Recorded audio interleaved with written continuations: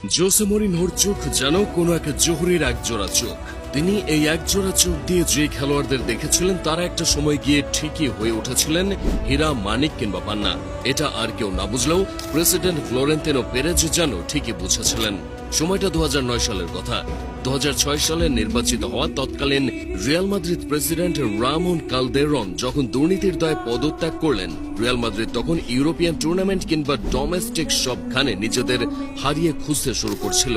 Interim Vicente বালুদাও দায়িত্ব পেয়ে খুব বেশি সুবিধা করার আগেই আবারও নির্বাচনের আয়োজন করা হয়, আর সেই নির্বাচনে আবারও দ্বিতীয় মেয়াদে জয়ী হন ফ্লোরেন্তিনো পেরেজ। জুন মাসের 1 তারিখ আবারও দায়িত্ব গ্রহণ করেন।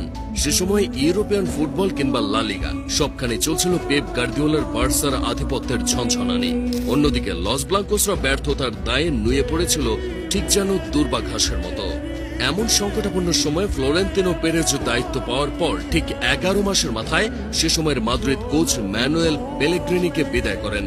প্রয়োজন অনুভব করেন একজন জহুরির, যিনি রত্ন চিনতে পারবেন রিয়াল মাদ্রিদে পুনরায় সাফল্য ফিরিয়ে আনতে চাষাবাদ করবেন দক্ষতার।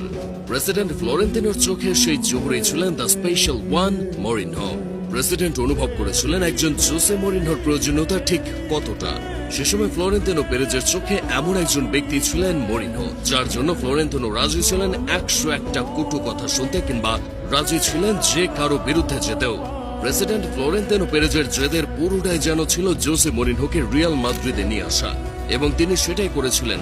নিয়ে এসেছিলেন জোসে মরিনহোকে, দায়িত্ব তুলে দিয়েছিলেন রিয়াল মাদ্রিদের। মরিনহোর হাতে দিয়েছিলেন বড় প্রজেক্ট, যেই প্রজেক্টে থাকবে জোসে মরিনহোর স্বাধীনতা।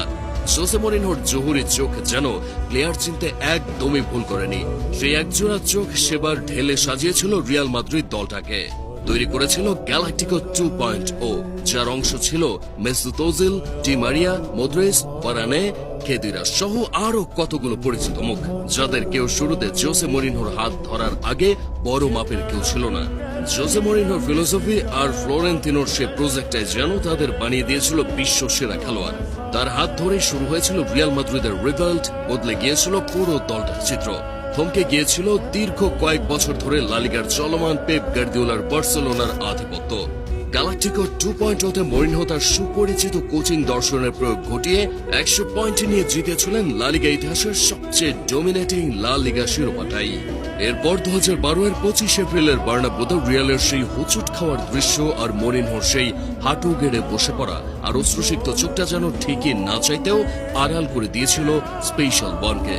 ব্যর্থতার দায়টা সম্পূর্ণ নিজের কাঁধে চাপিয়ে নিয়ে দিয়ে গিয়েছিলেন সেই শখের গ্যালাকটিকো 2.0।